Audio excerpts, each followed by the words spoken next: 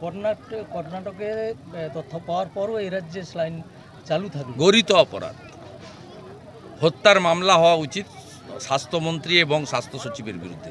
13ই December 2024 Karnataka সরকার জানিয়েছিলেন যে এই কোম্পানির স্যালাইন এবং ওষুধ নিষিদ্ধ। এরা 6ই জানুয়ারির পরে ঘুম ভেঙেছে। এতদিনে কতজনের বিষ প্রয়োগ হয়ে গেছে, ও যারা বেঁচে আছেন তাদের তো সব কিডনিগুলো নষ্ট করে দিয়েছে। অত্যন্ত এই ক্ষমার অযোগ্য অপরাধ, এবং 13 তারিখ রাত্রিবেলায় সার্কুলার ইস্যু করা উচিত ছিল। আমি 13ই ডিসেম্বরের আগের কথা বলবো না, কারণ দে আর নট এক্সপার্ট, কিন্তু 13 তারিখ জানানোর পরে কেন করেননি?